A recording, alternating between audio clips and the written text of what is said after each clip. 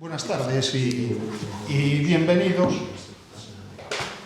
Nos convoca aquí esta tarde la presentación de este libro de Alejandro Viana, sobre Alejandro Viana, de Roberto Mera Cobas.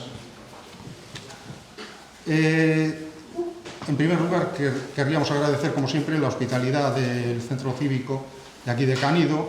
Queremos agradecerle a Roberto, pues la tarea que viene desarrollando para que nosotros podamos ir desarrollando nuestras actividades en este centro.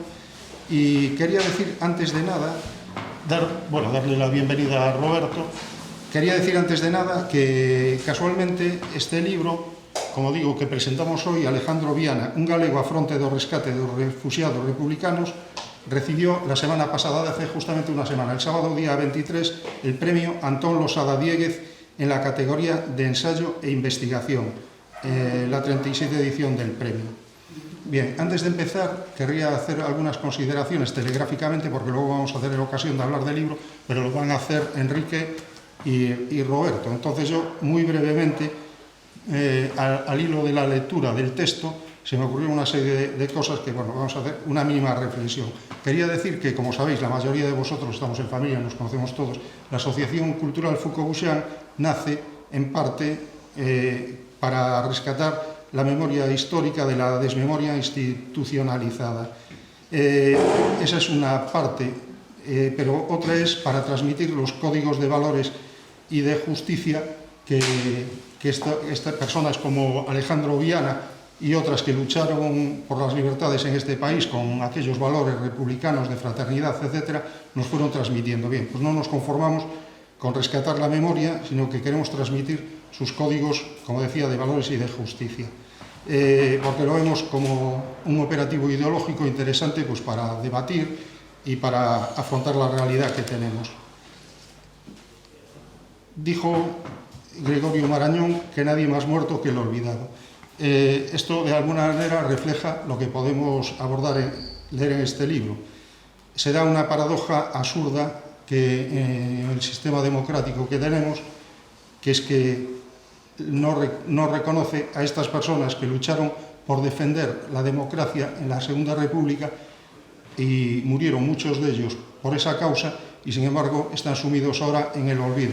Un olvido institucionalizado que se manifiesta, pues, desde las propias aulas, donde los programas educativos no recogen adecuadamente, pues, lo que fue esta historia más reciente nuestra, o por ejemplo cuando digo institucionalizada porque cuando se da el caso es por citar dos ejemplos de que en un desfile de las Fuerzas Armadas un ministro de Defensa pues pone a desfilar un soldado, un combatiente de la División Azul, que había en su momento luchado por la causa del fascismo, al lado de una persona que defendió la democracia republicana. Bien. Esto viene al caso porque Alejandro Viana tuvo un ideario incuestionado, que nunca fue derrotado por las armas. El libro empieza en el momento que estalla la guerra, en el año 36, pero viene al caso decir que él ya había tenido un compromiso social muy evidente desde el mundo asociativo, siendo un trabajador, creó alguna asociación, después nos dará alguna referencia Roberto, y después como empresario en la Cámara de Comercio, después tuvo un compromiso político, llegó a ser teniente de alcalde del Concello de Vigo, fue alcalde de un breve lapso de tiempo y continuó pues, esta implicación social a lo largo de toda su vida en Francia, en México y siempre donde pudo hacerlo. De Alejandro Viana podemos decir que el libro empieza con la guerra y finaliza con el fallecimiento de él en el año 52. Casualmente, mañana se cumplen exactamente 70 años de su fallecimiento. Falleció el 30 de abril del año 52 en México. Es cierto que tuvo que huir, estuvo en Francia, en África, en fin, luego hablaremos de eso. Pero, aunque en la guerra fue derrotado él con la Segunda República, sus ideas nunca fueron, su ideario, decía yo que sus ideas es incuestionado porque nunca fueron derrotadas, y hoy en día lo podemos ver con el avance en Europa que tenemos de la extrema derecha o con el tema de los refugiados desplazados. Viene muy al caso el ejemplo de la buena disposición que tuvo Alejandro Viana, por eso le pusieron el nombre, bueno, se hace referencia al Schindler galego, porque ya veréis que tuvo un papel muy destacado en ayudar desde distintos organismos y en lo personal a emigrar a esta gente, a escaparse de la Europa aquella conquistada por el nazismo, de la Francia ocupada y desde luego de España. En este sentido es un referente y podríamos decir que su ideario, ciertamente a la vista de lo que está sucediendo ahora, no cambió el mundo, desafortunadamente vuelven otra vez en cierto modo aquellos ruidos de la extrema derecha, del avance de la guerra en Europa y tal, y ciertamente su ideario no cambió el mundo, pero si en la medida que nos cambie un poco a nosotros al leer la historia de él, pues ya algo tendremos adelantado que será una especie de comienzo. Como decía, falleció el 30 de abril de 1952 y mañana se cumplen 70 años. Ahora, brevemente os quería hacer una breve referencia biográfica de Roberto Mera, que es familiar del sobrino nieto. Alejandro Viana era tío de un abuelo tuyo. Roberto Mera es concejal en el Concello de Ponteareas, abogado y politólogo. Se licenció en Derecho y Ciencias Políticas y de la Administración por la Universidad de Santiago de Compostela. Y también comparte con nosotros este espacio a Enrique da Costa, que también bienvenido, Enrique, que es profesor de lengua y literatura galega y escritor. Obtuvo 3 veces el premio Carballo Calero en el campo de la creación literaria en 3 ocasiones, como digo, y fue premio Manuel Lueiro Rey de novela corta en el año 2018. Su última obra es del año 2020 y lleva por título Carballo Calero, vida y obra de un ser polifacético. Lo conoceréis muchos de vosotros también porque colabora habitualmente en el suplemento del diario de Ferrol, Nordesía, en Anos a Terra, Ferrol Análisis, Crónica de Ferrol Terra, Columba, etc. Y ahora, sin más, ya vamos avanzando y tienes tú la palabra. Muchas gracias.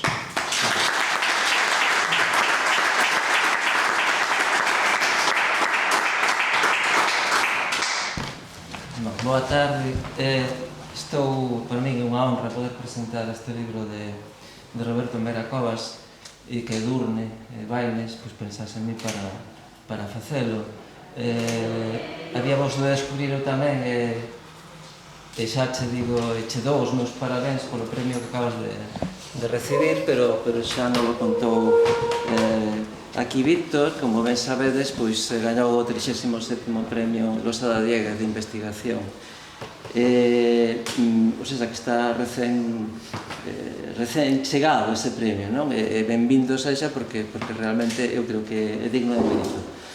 E se acaso vou extratar aquí o que dixo o xurado, unhas pequenas palabras, que sería, con respecto a él, o xurado certame refírese á recuperación e investigación minuciosa sobre un persoeiro pouco coñecido para o gran público que desenvolveu un labor importante na recuperación da dignidade dos refuxiados españois perdedores da guerra e da súa evacuación a América cunha ética estricta e participou na súa evacuación. O sea, damoslle desde aquí os máis entusiastas parabéns. Roberto Meira Covas naceu en Ponteareas no ano 1971, licenciouse en Dereito, como acabamos de escoitar, en Ciencias Políticas e da Administración pola Universidade de Santiago de Compostela, exerce actualmente como abogado e politicólogo en Ponteareas, alén de ser concelleiro do BNG, do Goberno Municipal desta localidade. Foi cofundador en 1990 do Grupo Ecoloxista ADENCO, Asociación para a Defensa da Natureza do Condado, e na que en 2009 abandonou a política activa, leva figurado desde 1991 nas candidaturas do BNG. En 2003, de feito, asumiu a responsabilidade de primeiro tenente do alcalde, logo de apoiar para a alcaldía o candidato ao PSOE. E nas eleccións municipais de 2007 foi o candidato á alcaldía máis votado, pero un pacto en extremis entre o PP e a UCPA, non sei se decides así, como, en fin, de ser un grupo... Uma extinción, non é? Sí. Impediulle ser o alcalde de Ponteareas. En paralelo coa política local, entre 1995 e 2009, ocupou diversas responsabilidades no BNG. Coa alcaldía de Xosé Represas do BNG asumiu a terceira tenencia de alcaldía e as concellerías de Bo Goberno, Transparencia e Participación Cidadá, Tráfico e Mobilidade e Medio Rural. En maio de 2021, tras o falecemento do alcalde Xosé Represas e a toma de posesión da alcaldesa Cristina Fernández Davila, asumiu a primeira tenencia de alcaldía. Roberto Mera Covas participa desde hai moitos anos no movimento social da súa parroquia Pontareá de Arcos, con responsabilidades directivas na Comunidade de Montes Veciñais e en Mancomún e na Casa de Cultura. É directiva da Asociación Cultural Pontareán Ronco e Fol, formando parte do seu grupo de música tradicional. Ora ben, centrándonos xa no seu perfil como escritor, é preciso que aludamos á investigación biográfica acerca do seu tío bisavó, o político e industrial Alejandro Viana Esperón, sobre o cal publicou varios traballos, alén do libro que hoxe aquí nos ocupa, Alejandro Viana, un galego á fronte do rescate dos refuxiados republicanos de 2021, publicado pola editorial Belagua de Vigo. É así mesmo coautor do estudo Os nomes de Arcos, inventario e estudo da toponimia e microtoponimia de San Breixo de Arcos, Pontareas 2019, e do estudo sociolingüístico sobre a situación da lingua galega na parroquia de Arcos, Pontareas 2020. Creo que o bon amigo, o crítico literario Ramón Nicolás, non se ha de enfadar comigo, se toma as súas palabras tiradas do seu blog Caderno da Crítica para darvos unha visión sinóptica deste Alejandro Viana, un galego á fronte do rescate dos refuxiados republicanos. As palabras son estas. Steven Spielberg popularizou a figura de Slender e Roberto Mera fai outro tanto nun traballo seriamente documentado coa figura do seu tío bisavó, o empresario e político pontareán Alejandro Viana, 1877-1952, radicado en Vigo durante anos. O seu compromiso coas liberdades levou a organizar desde Francia expedicións marítimas que posibilitaron a fuxida de milleiros de refuxiados a América. Este libro, que ficará na memoria, incorpora asemade a descripción da verdadeira odisea que supuxo a súa chegada a México, onde faleceu. Alejandro Viana, e estas xa son palabras miñas, que chegou a ser deputado por Izquierda Republicana, fora un empresario de sona na industria da conserva e da exportación de ovos a Portugal. Converterase en home forte do goberno municipal vigués do alcalde Gregorio Espino. Fora cofundador do xornal El Pueblo Gallego e do Ateneo, así como directivo do Círculo Mercantil e presidente de Tranvías de Vigo. Casara con Josefina Dotras Fábregas, de familia catalá e longa tradición empresarial na salga e na conserva. Dinos Roberto Mera, no seu libro, que Viana visitara a súa familia en Vigo o 28 de xuño de 1936 para votar a favor do Estatuto de Autonomía. Nunca máis volverá a pisar a súa terra e o seu fogar. En Madrid, incorporarase como membro do novo Consello de Administración do Banco de Crédito Industrial. E con anterioridade a isto, xunto con dirixentes políticos e militares, creará as milicias galegas, compartindo comité directivo con Suárez Picallo, Castelao e Martínez Risco, entre outros. Despois da ofensiva franquista sobre Cataluña, instalarase en Francia. Negrín constitúe en París o Servicio de Evacuación de Refuxiados Españois, o SERE, contando co beneplácito do presidente mexicano Cárdenas, que acepta recibir refuxiados no seu país. Osorio Tofal nomea xefe da sección de migración do SERE. O seu empeño en xestionar e organizar as expedicións de refuxiados cara aos países da acollida levarao a arriscar a súa propia vida, ao continuar axudando os exiliados a pesar do acoso da Falange e a Gestapo na Francia ocupada. É moi interesante que Roberto Mera manifestou na entrevista que no venres da semana pasada lle fixeron para o Nos Diario. Así, o inxente rastro documental deixado por Alejandro Viana desde os seus 20 anos até que morre no México en 1952, que foi unha das personalidades máis relevantes da sociedade viguesa ata o inicio da Guerra Civil, tanto no ámbito empresarial como no social e político. Alén diso, a súa entrega como servidor público do goberno no exilio e xamais a título individual para axudar os refuxiados españois, primeiro para estes subsistiren, logo para que pudesen ir saindo nos embarques cara a América. Terminará por ser o director xeral do SERE despois de organizar os embarques máis significativos do exilio, aínda que presta tamén asistencia sanitaria, roupas, aloxamento, atención aos mutilados e aos orfos de guerra. Falando de números, calcúlase que sacarían en barco de arredor dunhas 17.000 persoas, ademais dos centos de millares que subsistiron grazas ao apoio material emprestado. Maravilla saber da vocación de servizo de Alejandro Viana, vocación que nos transporta ao ano 1941 para lembrarnos das irmás Touza, Lola, Julia e Amparo, que rexentaban o quiosco da estación do tren de Ribadavia.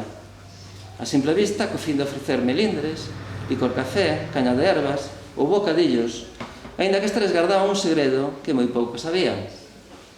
O de axudar a cruzar a fronteira hispano-portuguesa a moitos xudeos que fuxían dos campos de concentración nazis e que viaxaban na liña Hendaia-Vigo para seguir despois cara aos Estados Unidos ou América Latina.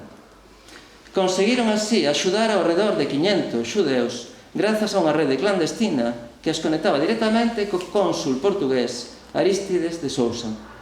Escondíanos primeiro no quiosco da estación para, aproveitando a discreción da noite, trasladalos á súa casa onde os ocultaban até que fose seguro cruzar a fronteira.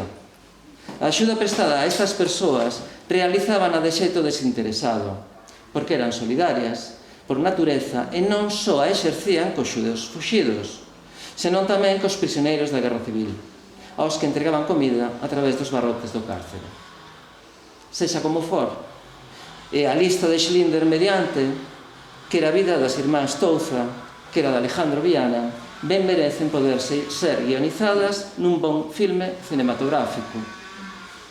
Que aínda para máis ensarillar a cousa, sería bonito poder confirmar que o tío bisavó de Roberto Mera tería coñecido tamén e tratado o noso Florencio Delgado Gurriarán, autor homenaxeado nas letras galegas deste ano.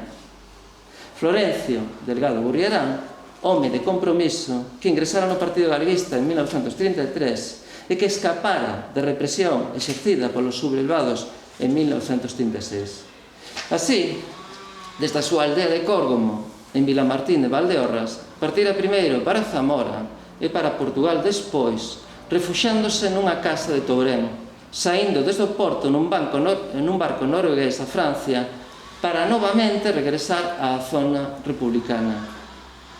No entanto, terminada a guerra, atravesará outra vez a fronteira, embarcando no navío Ipanema, buque que sería fretado, miren por onde, por Alejandro Viana, pondo rumbo a México desde Bordeos o 12 de xuño de 1939 con destino á cidade de Veracruz, xunto con centenares de refuxiados republicanos, e neste país asentarase de modo definitivo, casando alí cunha filla de galegos, terá 5 fillos e falecerá en 1987.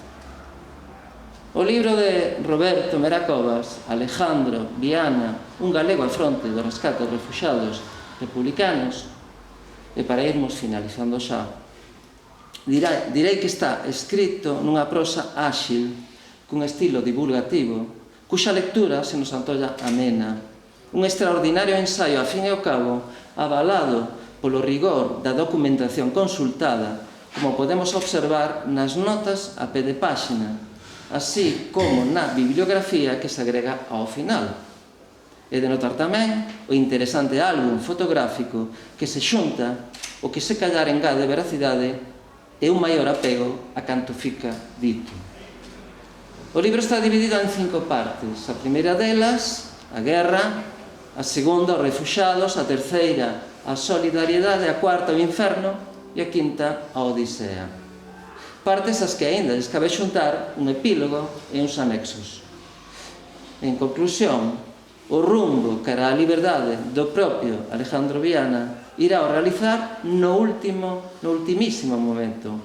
Só no primeiro navío saído de Francia con refuxiados republicanos tras a ocupación alemá.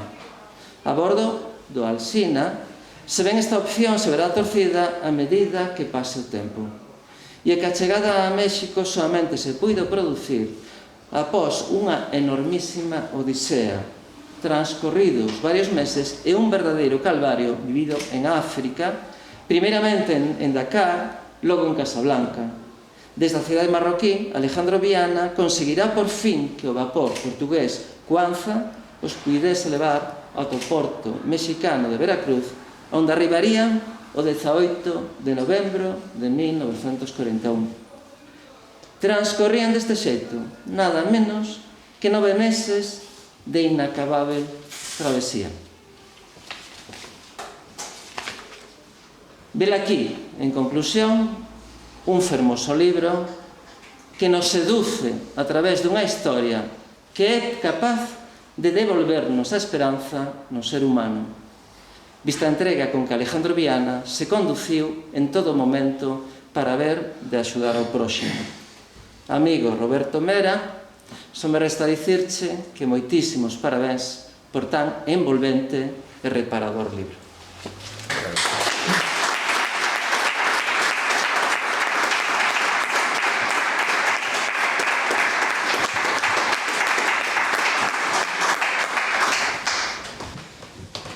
Bueno, moitas grazas a todos e todas vos, boas tardes, grazas a Víctor García, grazas a Enrique da Costa, grazas á Asociación Muiño do Vento, á Asociación Foucault Buxán, pola colaboración, polas presentacións.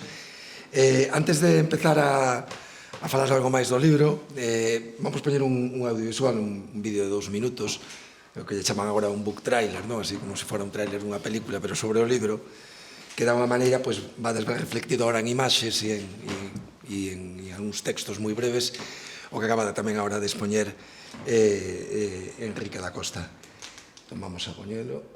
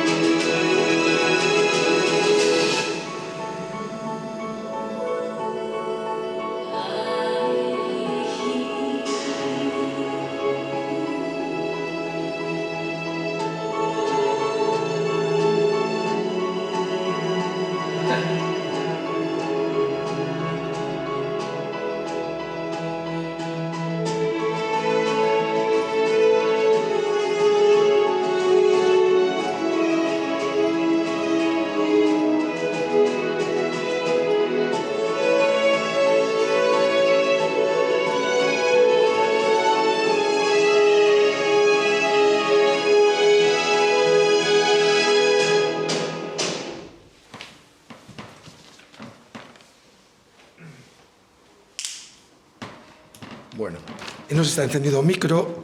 Está encendido o micro? Ah, sí, vale, así non teño que forzar tanto a voz. Permitidme que poña agora aquí unha presentación en PowerPoint, que así nos permite seguir mellor a exposición con imaxes.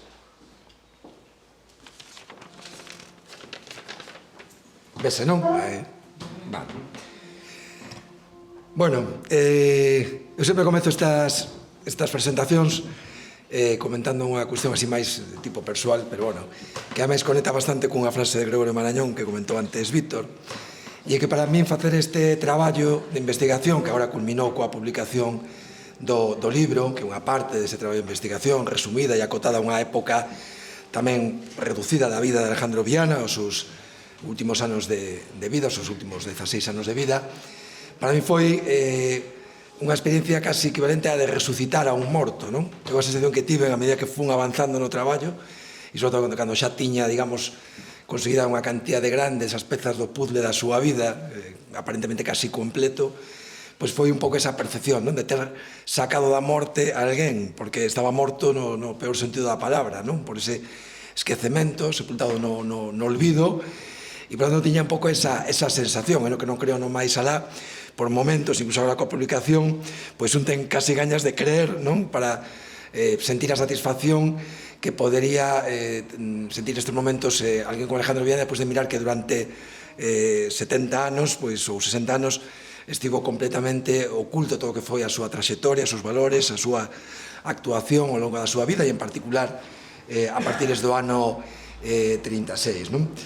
Bueno, como digo, para min foi como resucitar, e foi realmente para min a día de isto é o máis importante que fixa na miña vida, non o feito de publicar o libro, senón este traballo de recuperar do esquecemento e resucitar o meu tío bisavó.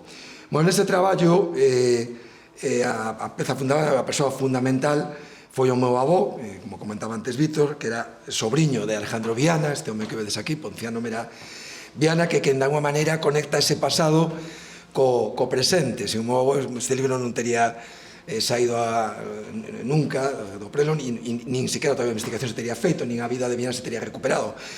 Representa esa conexión co pasado, por iso esa foto que vedes ao lado tamén representa aquel pasado. É unha fotografía do meu avó no ano 37, no frente de Teruel. Foi mobilizado no bando franquista.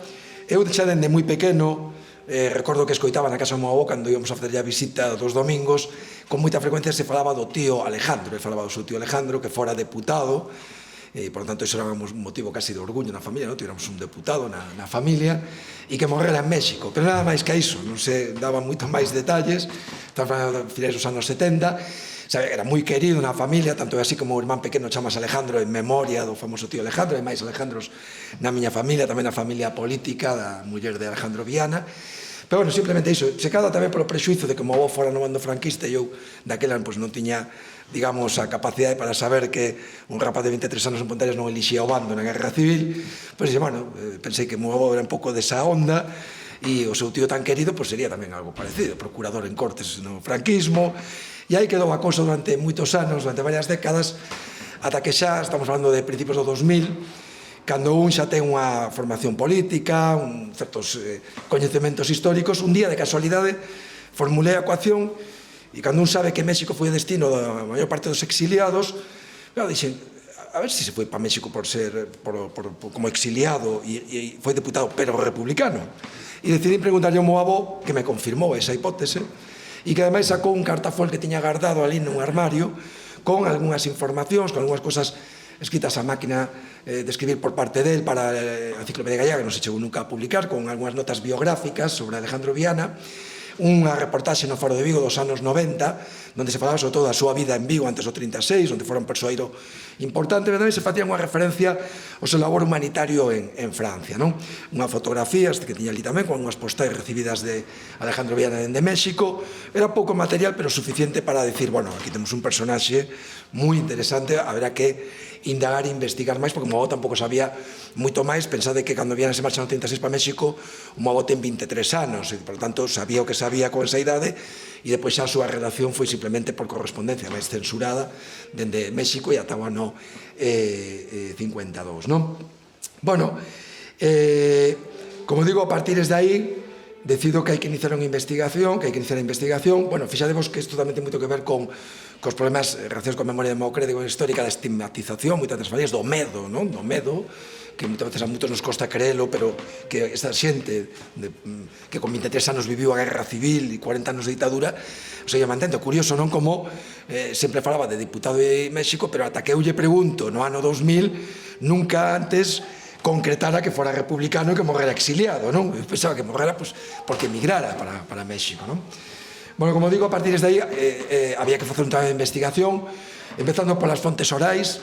Despois lamentei ter chegado un pouco tarde, que non se me tivera ocurrido antes esa ecuación, e empezar a investigación antes porque, claro, a medida que avanzaba na investigación iba comprobando como persoas que me podían ter aportado datos e información pois morreran na década dos 90 e, por tanto, xa non era factible poder contar co seu testimonio, non? Bueno, ainda así, no ámbito da familia, todavía había bastantes sobriños, Viana non tivo descendencia directa, non tivo fillos, pero si sobriños de Pontareas e tamén de Vigo, e empecé o traballo xa de recuperar a memoria que había no ámbito da familia con testemunhas.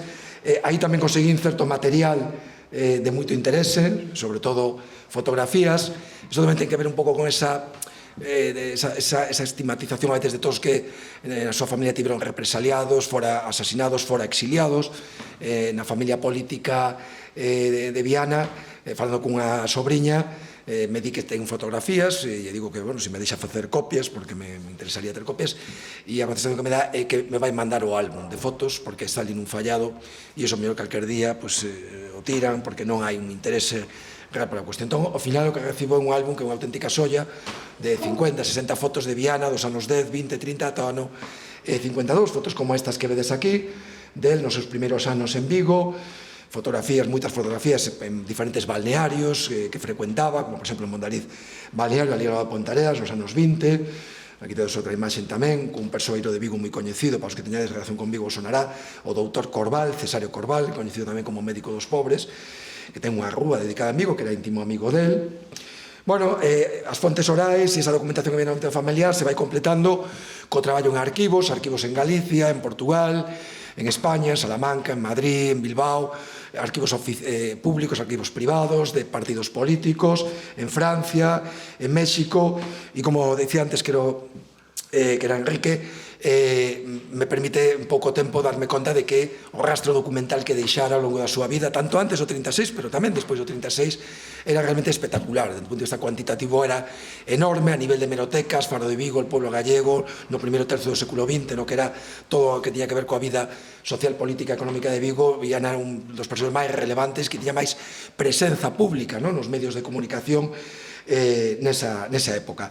Incluso na búsqueda de fontes de información atopo incluso moita información del en algo a priori inesperado, que é en bibliografía, en libros, e en particular en libros publicados por exiliados, libros de memorias, tanto de exiliados recoñecidos e de sona, de políticos relevantes, importantes, como en exiliados máis anónimos que ao chegar a América decidían escribir as súas memorias para contar as súas vivencias na guerra civil e tamén no exilio, e donde atopo moitas veces moitas referencias, a veces incluso moi detalladas e amplas sobre Alejandro Viana, de exiliados que o coñeceron, que trataron con él, que saíron de Francia grazas a él. Os que leades o libro veredes como me aporta información incluso en momentos críticos e clave, como cando está en Burdeos fuxindo dos alemáns, e é precisamente este señor que vedes neste libro de Mi exilio, Ramón López Barrantes, expresidente do Banco Exterior de España, que conta como se encontra con Viana ali, que é o que pensa Viana, que é o que lle di Viana, que é o que está facendo Viana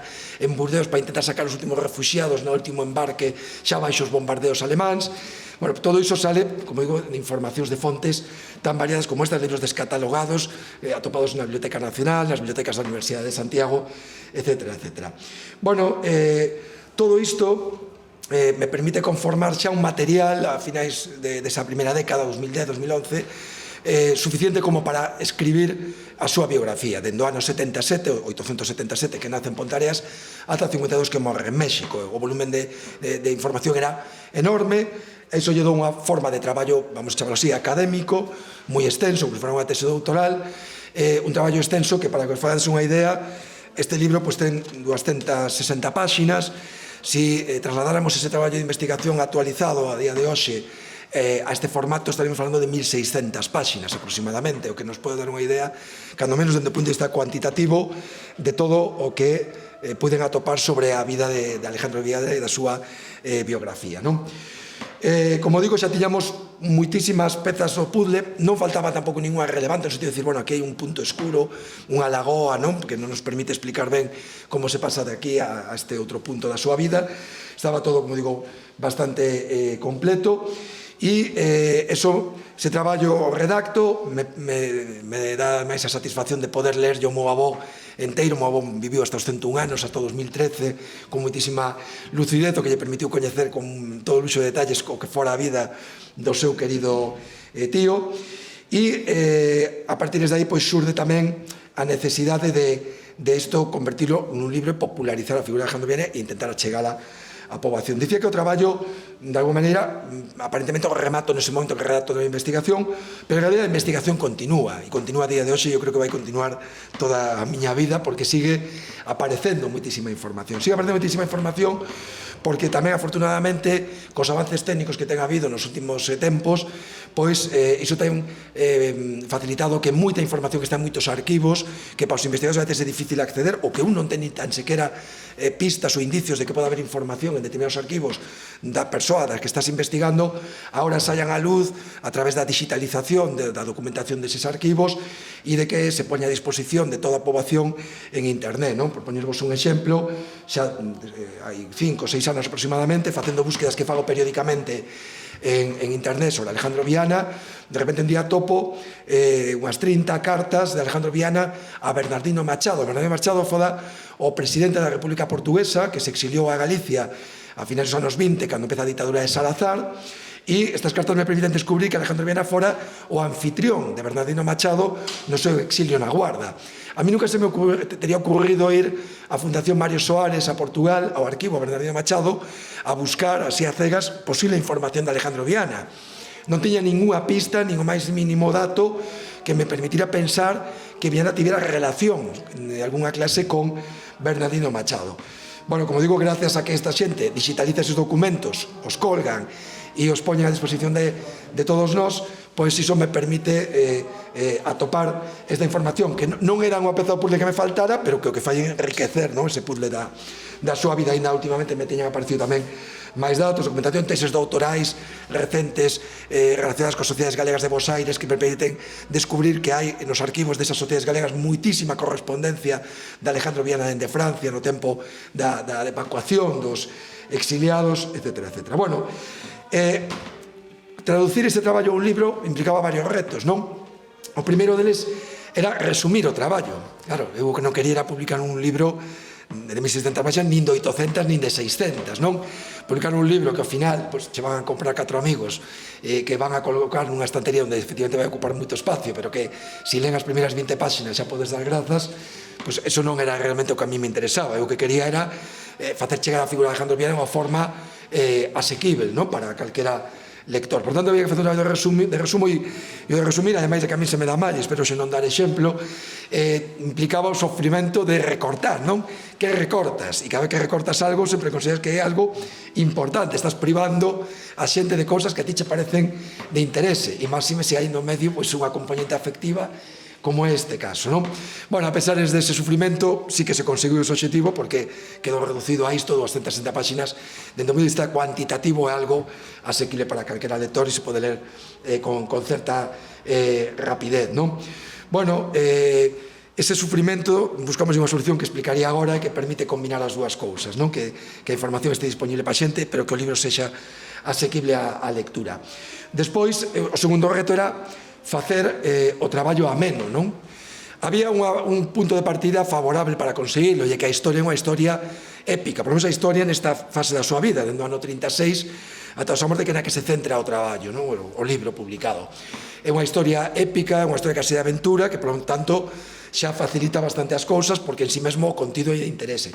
Pero o traballo que tiña redactado é un traballo moi académico na súa linguaxe, na súa na súa expresión, incluso no seu deseño, porque estaba plagado de notas a pé de páxina citando todas e cantas fontes hai no traballo de investigación, con 1000 e pico citas a pé de páxina de onde sai cada un deses datos, casi por deformación profesional. Eu teño que probar todo o que digo e que non se cuestione de onde sale cada cousa que eu afirmo, non?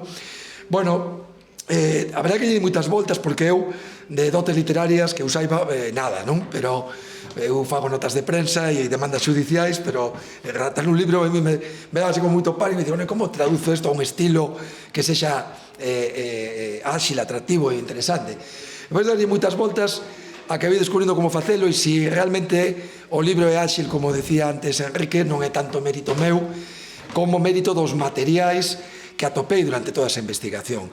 No momento dado, deme conta que en realidade o que tiña que facer era poñer a falar os protagonistas, que non facía falta que eu estivera explicando absolutamente todo, non?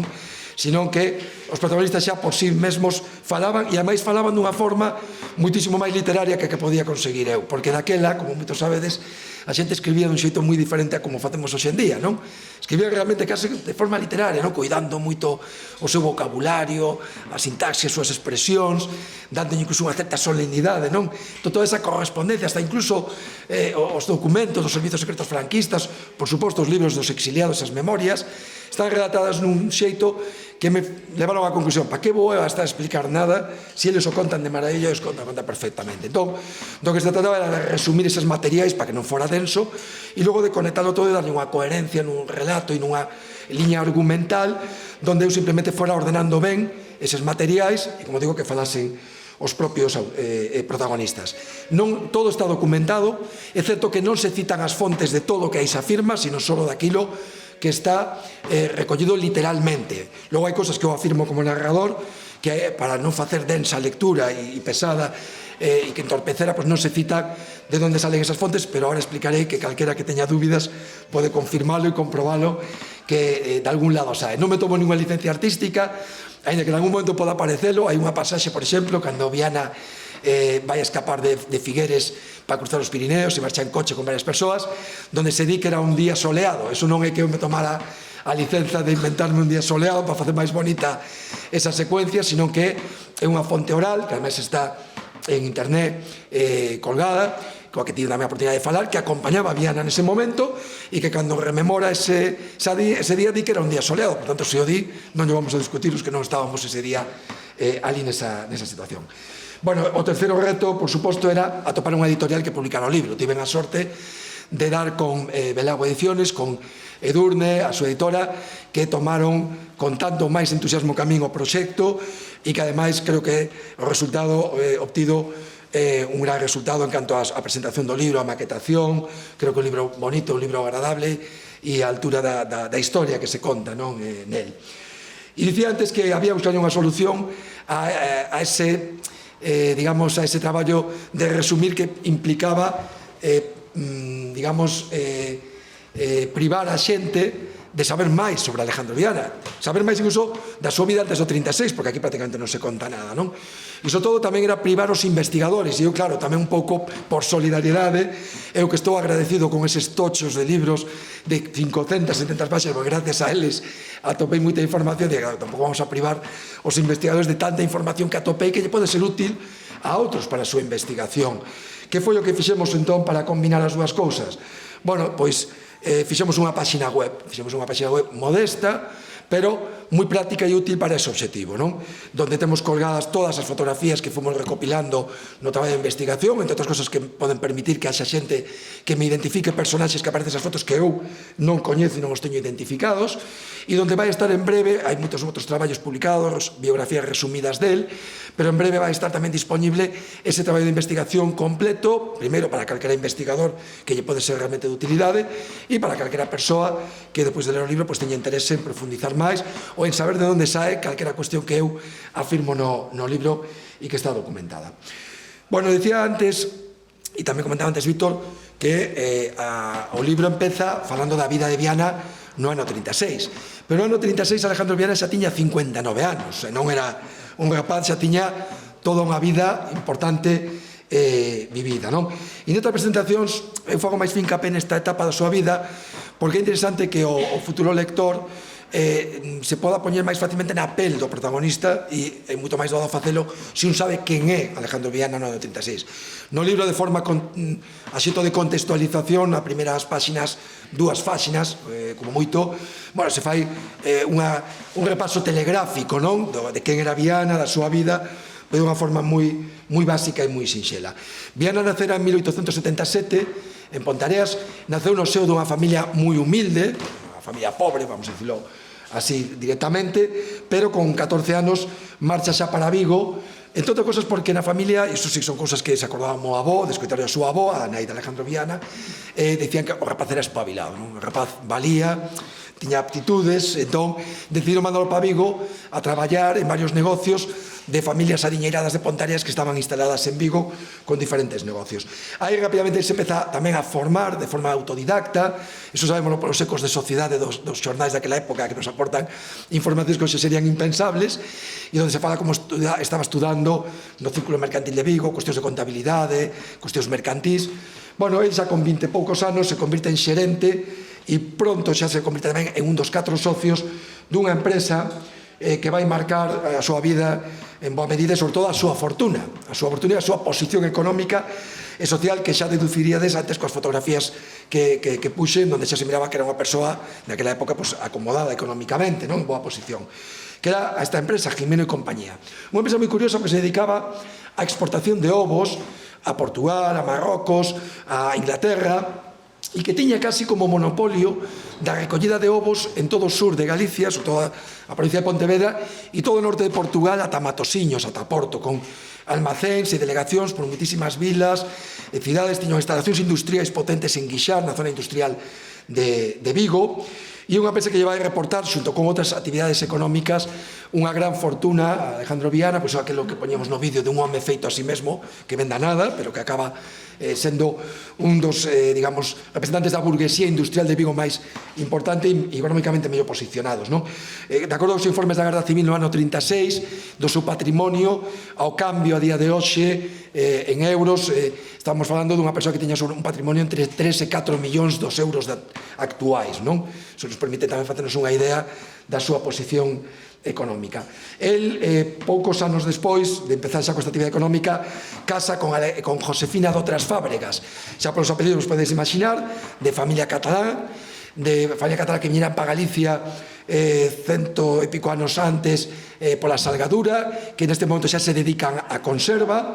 El se vai convertir en conserveiro coa seus cuñados, vai ser directivo da Asociación de Conserveiros da Ría de Vigo, se convierte tamén no representante, estamos falando da primeira década do século XX, dos exportadores do Porto de Vigo, é o representante de todos os exportadores dese porto, para que os faades unha idea da importancia que ten a exportación de ovos. En teses doutorais sobre o Porto de Vigo e as súas exportacións, os ovos aparecen por diante incluso das conservas. Cando conserveiras había moitísimas, pero empresas dedicadas á exportación de ovos en Vigo basicamente había esta, logo outra en Vilagarcía. Por tanto, iso tamén nos pode dar unha idea de cal era o volumen de cartos que podía manexar este negocio, non? Bueno, como digo, en as actividades económicas, xa citou antes algún Enrique tamén, foi presidente de Tranvías Eléctricos de Vigo, que era unha das grandísimas empresas da cidade no primeiro terzo do século XX, vai ser un dos promotores do estadio de Balaídos, do campo de fútbol do Celta de Vigo, é vocal da Caixa de Aforros de Vigo, bueno, está implicado en multitude de iniciativas empresariais. Tamén en Portugal ten muitísima actividade empresarial, a súa presencia en Portugal era tan habitual como o avó recordaba que tiña unha habitación nun hotel de Porto alugada todo o ano. Realmente non lle compensaba alugar cando iba, tiña alugada todo o ano e ali se instalaba incluso por tempadas longas, non? Bueno, no ámbito social, en paralelo coa súa actividade económica, empresarial, é tamén moi relevante a súa actividade, é un dos cofundadores do Ateneo de Vigo, vai ser o presidente dunha das institucións centrais da vida social de Vigo, como é o Círculo Mercantil. Aquí vedes nunha imaxe dun encontro entre membros do Círculo Mercantil de Vigo e da Coruña. Ele é un dos cofundadores con Portela Valladares del Pueblo Gallego, da editorial que publica El Pueblo Gallego, vai ser o primeiro conselleiro delegado del Pueblo Gallego, un dos principais xornais do primeiro terzo do século XX en Galicia. Un exemplo bo da súa actividade social, esta reseña xornalística no Pueblo Gallego no ano 24, un partido de fútbol que organiza ele entre o Porto e o Celta, en Portugal para recaudar fondos para un sanatorio portugués. A súa actividade filantrópica, que era moi típica desa burguesía industrial progresista, comprometida co país, comprometida coa súa sociedade, se pone de manifesto nisto, pero se vai poner de manifesto en innumerables iniciativas durante estas décadas, fundacións, a Fundación Viana de axuda e de apoio a nenos desamparados, a súa actividade na Casa da Caridade en Vigo, incluso no ámbito persoal. El, como dixía antes, non tivo fillos, pero acolle, dende moi nenos, a 6 sobriños que quedan desamparados cando a súa nai, a irmán de Alejandro Viana, morre, quedan orfos de nai, e o pai os deixa abandonados e aparecen en Pontareas, que isto recordaba o meu avó, descalzos, e eles acollen a eses nenos como se foran os seus fillos, na súa casa en Vigo, e os educan, os coidan, como digo, como se foran os seus propios fillos. No ámbito político, ele empeza xa tamén dende moi novo nos movimentos republicanos da cidade de Vigo. No ano 17, de feito, el é detido cando hai unha folga xeral en todo o Estado cuestionando a monarquía. Se proceden moitas detencións en Vigo. Un dos detidos é Alejandro Viana, encarcerado no Castelo do Castro na cidade de Vigo. Está durante 2 meses ali encarcerado hasta que hai unha amnistía, libéranos a todos. E logo xa nos anos 20 se converte en tenente alcalde do goberno de Gregorio Espino. Gregorio Espino é un gran personaxe da historia de Vigo tamén, ten unha gran avenida, os que coñecedes Vigo seguramente vos sonará. Ele é o tenente alcalde, na práctica é o motor dese goberno. Gregorio Espino máis unha figura institucional, e é o que leva adiante toda a actividade de acción de goberno, a resposta á oposición, etc. Nos anos seguintes xa, aquí vedes outra fotografía, outra imaxe del en un acto institucional en Vigo, con Calvo Sotelo, que daquela era ministro. Outra mostra da súa relevancia social, este libro do ano 32 da historia recente de Vigo nesa época. Aquí vedes unha semblanza elogiosa que fai del o seu autor, que pon de relevo efectivamente que era un personaxe dos máis coñecidos e destacados da vida social e política da cidade de Vigo. Entramos xa nos anos 30. A principios dos anos 30, pouco antes de que se proclame a República, Viana aparece participando en Salvaterra, por exemplo, nun acto de defensa da República con Otero Pedrallo, con Enrique Peinador. Va desirvendo, a medida que vou expoñendo a vida de Viana, como se relacionaba con persoeiros que son sobradamente coñecidos da nosa historia, que todos e todas coñecedes sobradamente. E, sin embargo, é curioso, non? Como Viana, que estaba neses círculos, se movía neses ambientes, ata agora non se sabía casi ni siquiera a súa existencia, o seu nome e apelidos, non? Cando empeza a Segunda República, se converte en presidente provincial en Pontevedra de Izquierda Republicana, o partido do que vai ser logo presidente da República, Manuel Azaña. Aquí vedes tamén nos anos 30 nun balneario en Portugal, tiña moita relación cos portugueses tamén a nivel político, cos exiliados, como decía antes. Isto é unha entrevista que fan ao Pueblo Gallego no ano 33, cando se presenta como candidato nas eleccións xerais de ano, non se ha elixido, pero aquí xa se manifesta de forma moi clara cal é a súa ideoloxía progresista, a súa visión da economía do capitalismo dunha perspectiva, como digo, progresista, a súa preocupación polas clases sociais, polas clases máis desfavorecidas, que poden ser vítimas deses avances tecnolóxicos que están producindo ese momento, que poden deixar na indixencia a millóns de persoas. O día así con esas palabras, a súa preocupación, como digo, nese sentido. Aquí temos unha imaxe tamén con un líder agrarista moi coñecido no sur de Galicia, Amado Garra, un dos líderes principais do agrarismo galego, que era de Pontareas, onde ten tamén dedicada unha rúa, era íntimo amigo da Alejandro Viana casi dende a infancia, en Mallorca, hasta aí no medio. Durante estes anos, Izquierda Republicana é un partido que na práctica ten unha relación, digamos, casi de irmandade co Partido Galeguista. Viana tamén ten moita relación moi estreita cos galeguistas, xa viña de antes, pero nesta época vaise a acrecentar e acentuar. Aquí tedes, por exemplo, unha carta, correspondencia del con Alexandre Bóveda no ano 34, a respostas de Alexandre Bóveda a Alejandro Viana durante toda esa época. El participa en actos o 25 de xullo en Vigo, nos banquetes das Cabañas, intervindo neses actos, el en representación da Republicana, con Castelao, con Valentín Paz Andrade. Ese é o seu círculo de relacións políticas e sociais. E chegamos ao ano 36, febrero 36, eleccións ás Cortes Xerais. El se presenta como candidato na candidatura da Fronte Popular, con Castelao, con candidatos do Partido Socialista, dos agraristas, dos galeguistas, dos republicanos. E esta é unha orla dos deputados republicanos escollidos en todo o Estado. Hai veces no recadro os deputados galegos, ampliado á dereita. Podes ver abaixo Alejandro Viana no círculo, arriba no círculo tamén inconfundible a Alfonso de Castelao. A esquerda de Alejandro Viana está Suárez Picallo, Ramón Suárez Picallo, con quen Viana vai ter moita relación durante os 3 anos da Guerra Civil. A esquerda de Castelao está Osorio Tafal, que fora alcalde de Pontevedra, íntimo amigo de Alejandro Viana. Viana é padriño dunha das fillas de Osorio Tafal, que aínda vive actualmente. Bueno, como vedes, esta era a relación, non? Que tiña, sin entrar xa en moitos detalles, que espero algún día se poda entrar coa publicación do outro libro que falta, que é A vida de Alejandro Viana ata o 36, que non sendo tan épica é igualmente interesante e pon de manifestar moitos valores que, como decía antes Víctor, convén recuperar e telos aí como referentes, non? Unha vida anterior ao 36 que desmonta o mito de en Galicia nunca houbo empresariado, nunca houbo burguesía comprometida co país, coa sociedade, cos problemas do país. Para todo o contrario, claro que había, o que pasa que acabaron con ela, e a máis acabaron con ela de tal maneira que nin siquiera hubo opciones de que dara un legado que podamos ter, e sabedes como estamos rescatando o legado, non? Por casualidades e con moito voluntarismo, porque esa restauración da memoria, pois, como xa dixo antes Víctor, non existiu e aparentemente nin se espera que poda existir algún día. Bueno, Alejandro Viana empeza a exercer o seu traballo como deputado e, como se decía antes por parte de Enrique, o 28 de xuño vai a Vigo para votar no referendo do Estatuto de Autonomía de Galicia. E aquí é o momento onde realmente empeza o libro, e aquí é onde se empeza a contar xa a historia deste personaxe do que ahora xa sabemos moito máis, non? El vai a Vigo, e aquí é o momento de fazer unha reflexión que en boa medida xa adiantou antes tamén Enrique, e é que o último que se podía imaginar Alejandro Viana con toda esta vida intensa, plena, donde él xa estaba nunha posición que él mesmo di cando xa elixido diputado, que para él iso é como un símbolo religioso, esa visión da política que había naquela época, da xente que se metía en política xa despois dunha trayectoria vital donde xa o foran todo, non?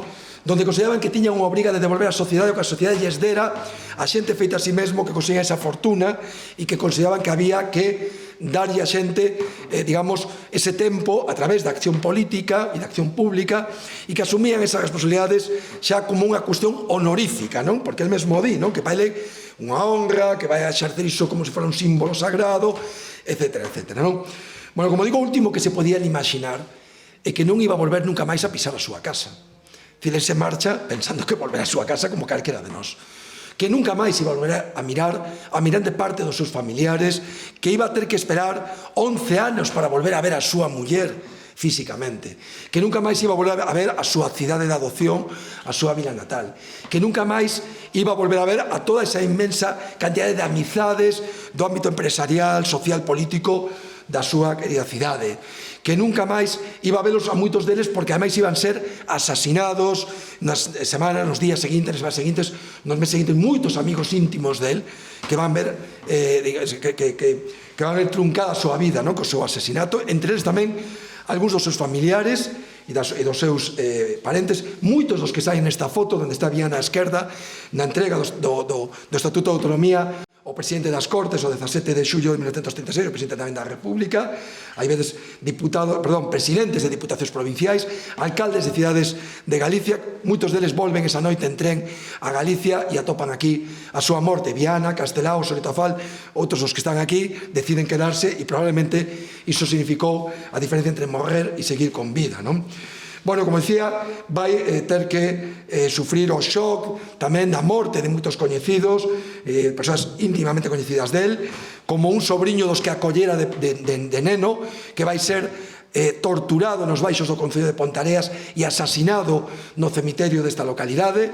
Outro dos irmáns deste home, outro dos sobriños de Alejandro Viana, Manuel Estévez Viana, que era médico municipal en Tomiño, aínda que residía en León, que se alista no exército republicano como tenente médico e que no mes de setembro morre en combate en Toledo e deixa orfos a estes dous nenos que xa non tiñan nai, que morrera no parto da nena e que quedan orfos e que Viana é designado titor formalmente, porque estaba na zona ocupada, pero que formalmente, a efectos incluso dunha pensión, é nomeado titor na zona republicana. Para que os falades unha idea de cal era a percepción e o concepto social que podía haber de Alejandro Viana en Vigo antes do 36, xa que falamos de tutelas, Enrique Blaine, que fora o primeiro alcalde republicano da cidade de Vigo, no ano 36, co golpe de Estado, é detido e encarcerado, se pon enfermo no cárcere, acaba morrendo enfermo na cadea, E antes de morrer, nas súas últimas vontades, decide designar titor dos seus 7 fillos a Alejandro Viana e a Eugenio Fadrique, outro gran coñecido da empresa e das conservas en Vigo.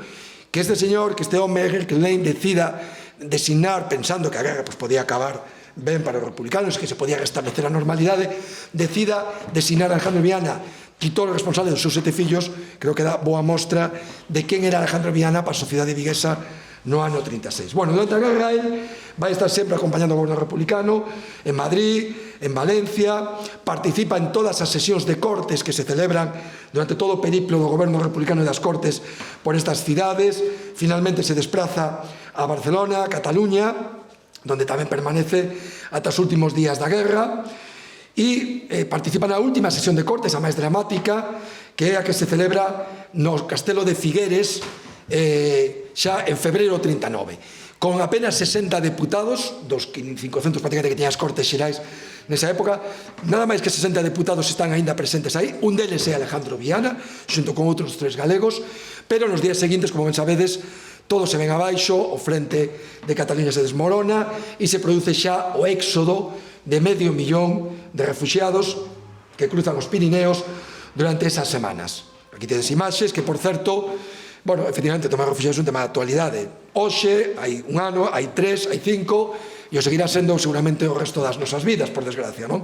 Estas imaxes, pois a única diferencia que hai coas que estamos vendo hoxe en día, que estas son en branco e negro, e as actuais son en cor, non? Incluso estas son máis dramáticas en moitos aspectos, son os que comentarei agora, pero o grave e o triste de todo isto non é que siga habendo problemas de refugiados. O triste é que unha sociedade como a galega, como a española, que agora está especialmente sensibilizada por toda a cuestión mediática co que está pasando, descoñece por completo o que foi o drama dos seus avós, dos seus bisavós, da xente nosa daqui. Non hai tanto tempo, estamos falando de apenas hai 80 anos, non? Donde se viron cuestións semellantes que son descoñecidas prácticamente por a maioría da sociedade, incluso descoñecidas por xente que se preza de saber algo sobre esta parte da nosa historia, pero que a través do libro se ten algunha virtualidade máis alá de contar a vida de Alejandro Viana e tamén a de informar e explicar que foi o exilio. Hai moita xente que pensa que unha vez que cruzaban os Pirineos, bueno, dentro do malo o peor pasou. O risco de perder a vida estaba na guerra, pero non é así. Houve moitos que cruzaron os Pirineos e que atoparon a morte precisamente no exilio, precisamente polas condicións nas que foron acollidos ao outro lado dos Pirineos, non? Iso moita xente non o sabe, non? Como unha parte importante dos exiliados, os homes, son internados en o que naquel momento se chamaban campos de concentración, praias como Argelès-sur-Mer, 90.000 persoas metidas nunha praia, simplemente con alambradas, sin teito durante as primeiras semanas, onde tiñan que facer buracos na area para protexerse das inclemencias do tempo nun inverno moi duro como o do 39, incluso no Mediterráneo francés.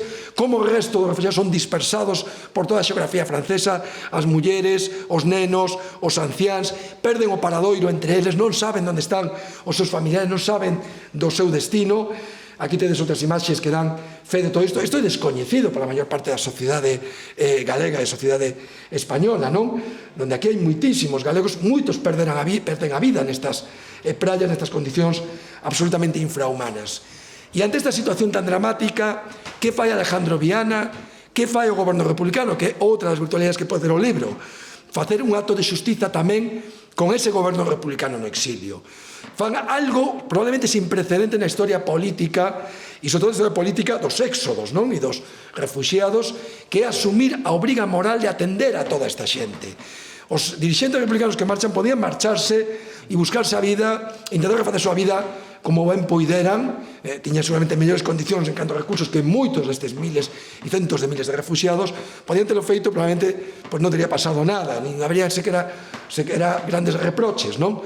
Ese goberno republicano decide asumir esa obriga e, sendo previsores, quitaron os recursos suficientes do Estado, ese famoso ouro de Moscú tan denostado, que van ser recursos económicos que lles vai permitir atender o que os franceses non atenden, a pesar de ser a súa obriga moral despois de ter deixado estacada a República durante os 3 anos de guerra. E montan un servicio que é o Servicio de Evacuación de Republicanos Españois, que monta o goberno presidido por Juan Negrín. Isto é unha ficha para a realización do censo, para primeiro saber onde están, quenes son, como se chaman, en que lugar se atopan, e para poñer en marcha toda unha maquinaria e unha organización complexa da que aquí se fala bastante, pero no traballo de investigación dá realmente idea da dimensión que ten este traballo, un traballo, como digo, de organización que lles permite atendelos en materia de alimentación, de ropas, de asistencia sanitaria, de albergue, alugando castelos, albergues onde meten os orfos da guerra, onde meten os mutilados de guerra, onde prestan atención sanitaria, pagándolle a familias francesas para que acollan refugiados nas súas casas, pagándolle subsidios aos refugiados que están fora dos campos de concentración e facendo a mesma cousa que vai ser precisamente da que se encargue Alejandro Viana.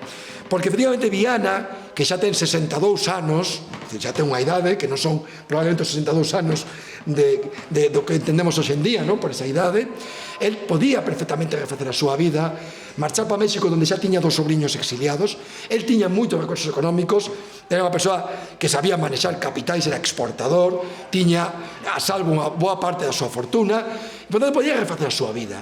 E el decide, en liña co que fai este goberno republicano, ele un bo exponente disto, decide quedarse ali para cumprir con esa obriga moral e dedicar o seu tempo a atender a toda esta xente. E ele é designado inicialmente como xefe da sección de migración, que en concreto é que se vai ocupar neste servicio da organización de expedicións colectivas en barcos para intentar sacar o maior número posible de refugiados rumbo basicamente a América. El vai ser o encargado das xestións, das contratacións dos barcos, de a localización dos exiliados que hai que sacar nestes barcos, de todo o que son o tema dos visados, os permisos de residencia, os pasaportes, as negociacións dos cupos coas embaixadas dos diferentes países, etc.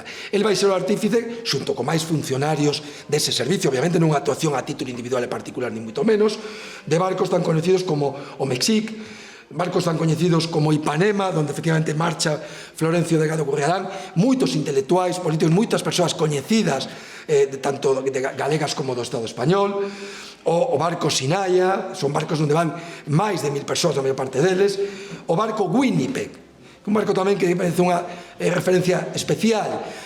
Neste embarque, Viana está en Burdeos, a pé do Peirao, está en Burdeos con Pablo Neruda, o escritor, o poeta chileno que está designado cónsul especial de Chile en Francia para poñer en marcha esta evacuación de máis de 2000 refugiados con rumbo a Chile. Un barco está fletado por Osere, por Viana, neste caso en colaboración con Pablo Neruda e o goberno chileno. Antes se comentaba que este servicio de evacuación e o que fai o goberno republicano, si se fai tamén gracias a atitude de México, que sería merecente tamén de un recoñecemento, como Dios manda, en todo o Estado español. O único país que realmente está a toda esta circunstancia, e creo que é algo que queda moi en evidencia ao longo tamén do que se narra no libro. Porque pensando en unha cousa, o mérito deste goberno, cando pon en marcha todo este mecanismo de axuda, radica tamén en algo que é asombroso, e é que o goberno francés, xa antes de rematar a guerra, a finais de febreiro, recoñece xa o goberno franquista como goberno lexítimo do Estado español. E iso implica xa cambios no que é a estrutura diplomática en Francia. É dicir, a partir dese momento, o embaixador de España en Francia é franquista. Todos os consulados, e se pode mirar cando se fan os embarques, como os servizos franquistas están actuando con absoluta naturalidade e impunidade. Os cónsules son todos franquistas. Eles son xa case uns proscritos en Francia. Non teñen recoñecemento, non teñen personalidade xurídica, teñen que facer auténticos exercicios de imaginación financiera, montar un trust, poñer persoas interpostas para manexar todos os recursos económicos. Estamos falando de varios centos de millóns de francos daquela época, que é moitísimo diñeiro, que para poder manexalo, teñen que manexalo con cuidado, porque Franco e Francia teñen un acordo polo que os franceses se comprometen a devolver todo o patrimonio que podan recuperar sacado polo goberno republicano fora das fronteiras españolas. E teñen que actuar, como digo, con todas estas dificultades, e o fan grazas ao amparo e a tutela que México lles dá, e porque para Francia isto tomado tamén lles resolvía un problema económico que se encargaran eles de ir facendo todo este tipo de traballo. De aí que vexades como os exiliados pois fan este recoñecemento nos propios barcos a ese papel de México. Aquí tedes o presidente de México, Cárdenas, con nenos que foron xa evacuados durante a guerra civil a este país. Bueno, durante todos eses meses do ano 39, dende abril ata setembro, embarcan miles de refugiados a través desta xestión de Alejandro Viana. Chegamos a setembro, empeza a Guerra Mundial e Francia xa vai cambiar de actitude porque xa está en guerra, e a partir dese momento entón as alianzas son outras, as preocupacións son outras. Hai un pacto entre Rusia e Alemania que fai que todo o que teña que ver co comunismo poña en garda aos franceses, e a partir de aí vai haber unha hostilidade increscendo cara a este organismo republicano, e se produce ese cambio de actitude francesa precisamente coincidindo co cambio de responsabilidades de Alejandro Viana.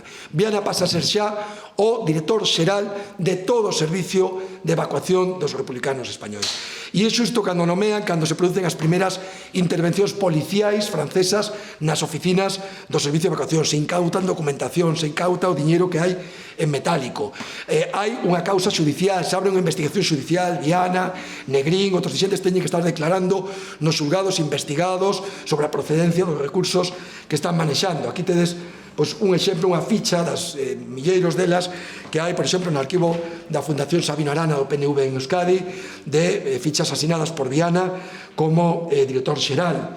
Durante todo este tempo se vai seguir facendo, a pesar destas dificultades, todo o seu traballo de apoio a refugiados, manexando os cartos, e aquí hai unha boa prova. Esta é unha carta das milleiros de cartas que hai, da xestión diaria que facían cos refugiados, cos delegados que tiñan por diferentes cidades.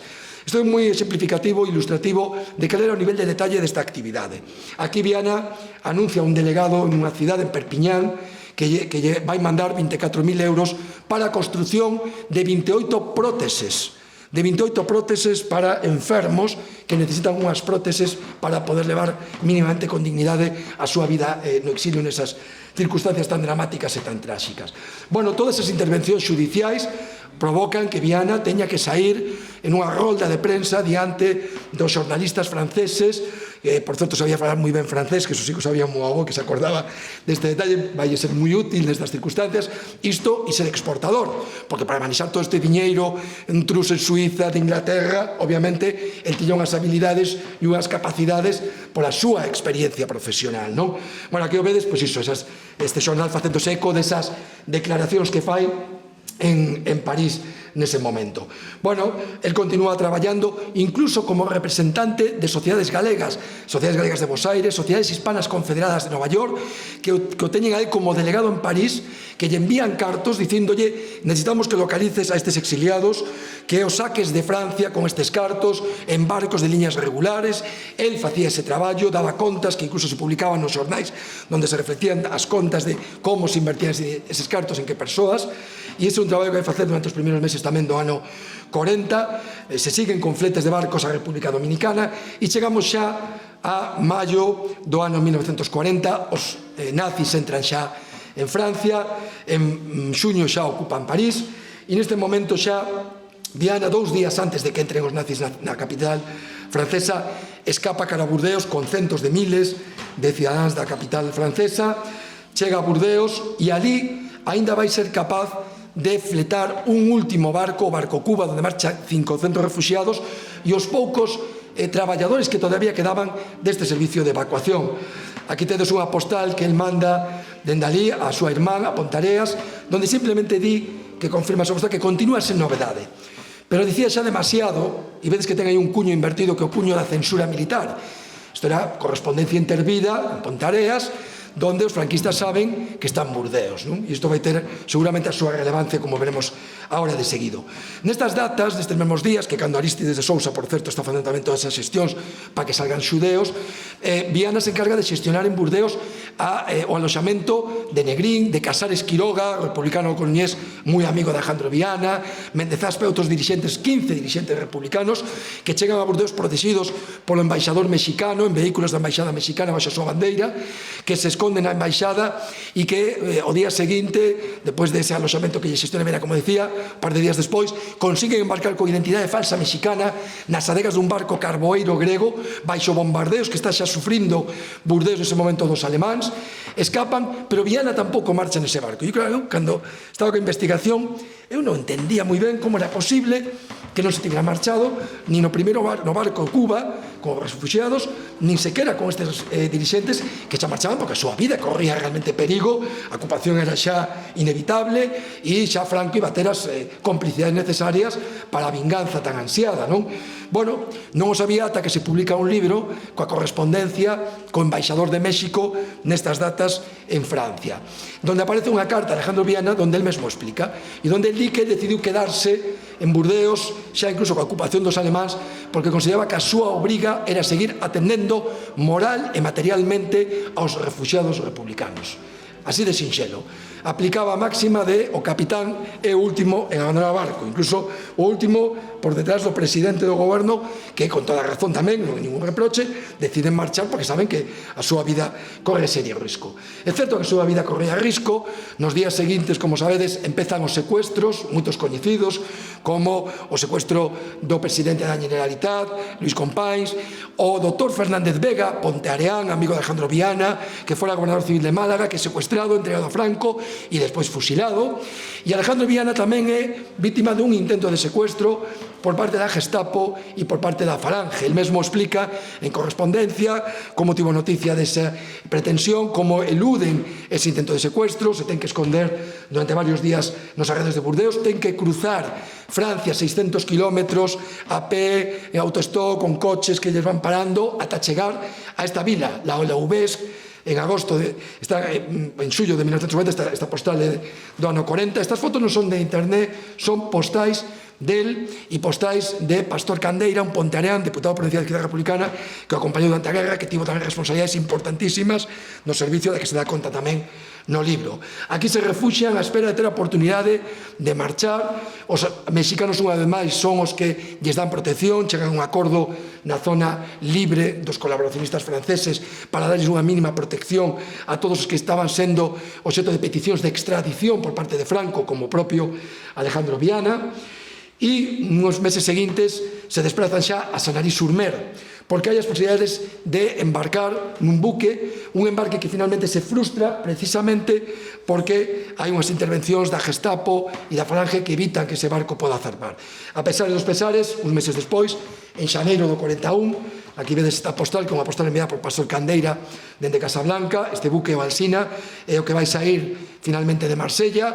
Viana é capaz de eludir os controles da Gestapo e da Falange a pé de barco, non sabemos moi ben como, ainda que temos a nosa teoría que explicamos no libro, e o que tiña que ser unha viaxe de 20 días para chegar a Bos Aires, como se dunha maldición se tratara, se acaba convertindo nunha nova odisea, non? Que lle dá máis carácter épico o libro, pero que, bueno, evidentemente foi un sufrimento e unha traxedia máis. Porque é unha cuestión importante, máis alá do shock que implica o golpe de Estado, hai que pensar que non só xa sabemos todo o que pasou, pero hai que poñerse na pel do personaxe pensando na incerteza do día a día, porque todos os días non se sabe que vai pasar o día seguinte, non? Na guerra, depois na Francia, antes de ocuparse a Francia, na Francia ocupada polos nazis, agora co barco. Esa viaxe que tiña que durar 20 días acaba convertindo nunha odisea de prácticamente 10 meses por África. Fan escala en Dakar e ali se miran retidos porque non teñen o permiso dos ingleses para cruzar o Atlántico e se o fan corren serio risco de ser afundidos como xa pasara con outros barcos de pasaxeiros.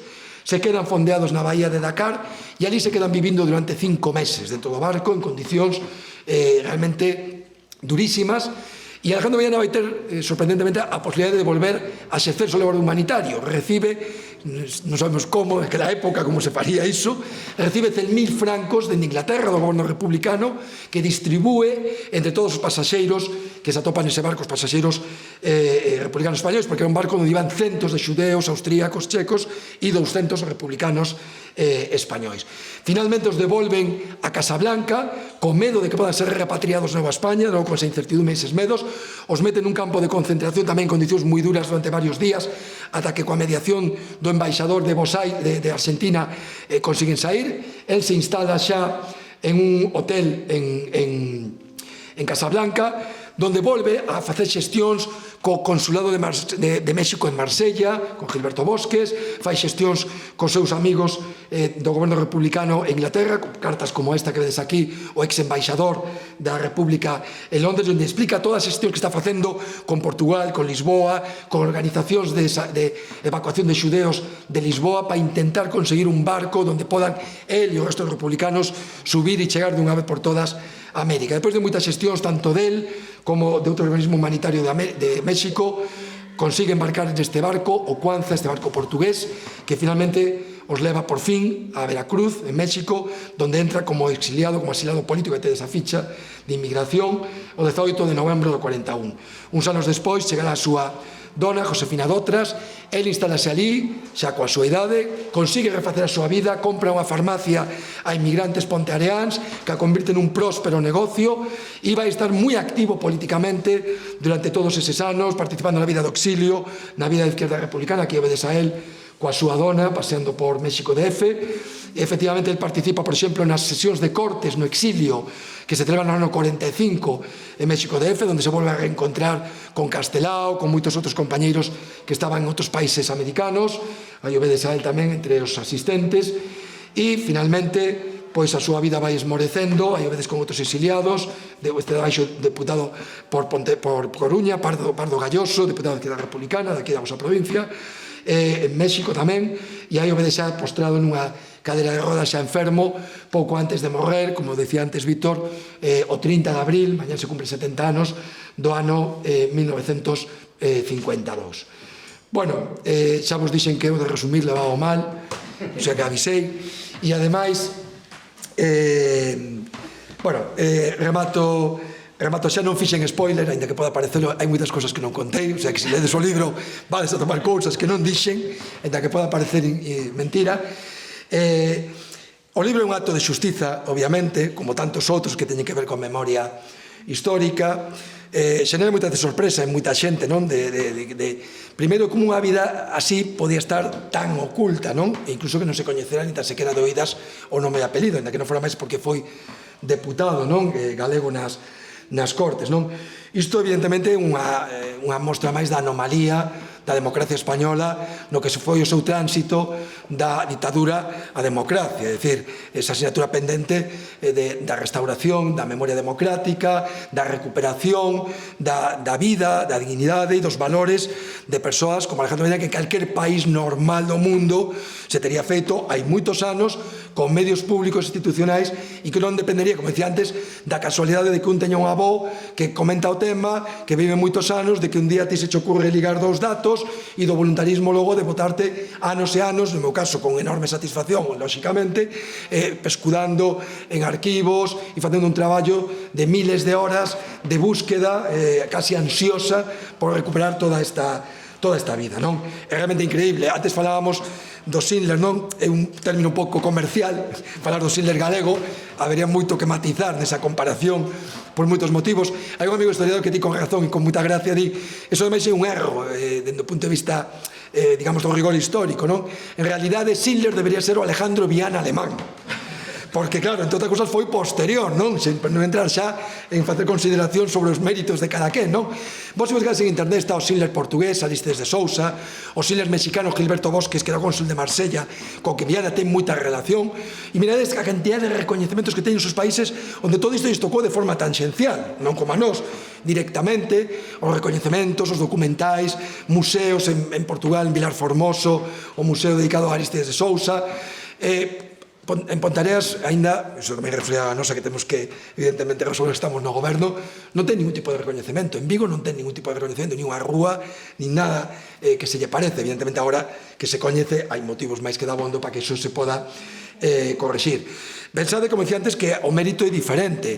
Estes actuaban baixo paraguas diplomático, actuaban protegidos polos seus estados. Por tanto, son cuestións que, desde o punto de vista comparativo, dan muitísimo máis mérito a unha actuación como a que fixeron os republicanos galegos e españois en Francia, non? Bueno, eu creo que o libro, sobre todo, quizás o máis importante e o máis relevante é que transmite os valores e os principios que inspiraron a vida de Alejandro Viana. Moito seguramente vos sorprendedes cando leades, xa incluso na súa forma de falar, a súa rectitude, non? A súa dignidade, como salen as miserias da política, porque tamén as había nesa época, e como Alejandro Viana, esa generosidade, ese altruismo, pero ao mesmo tempo esa dignidade, ese sentimento humanitario que non era incompatible con esa rectitude a veces exagerada e firme, non? Que lle levaba incluso a ter problemas con outros compañeros das persoas por ese concepto que tiña él incluso do que era a vida pública, non?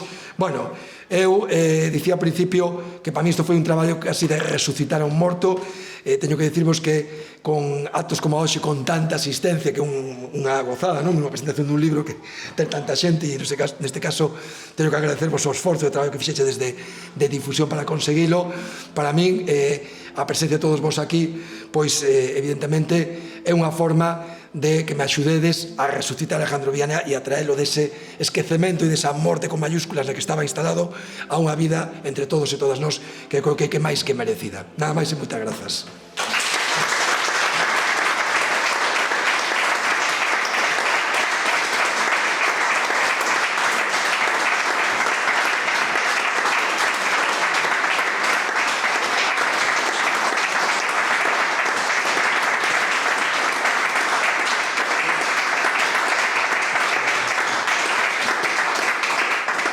E perdoade pola extensión.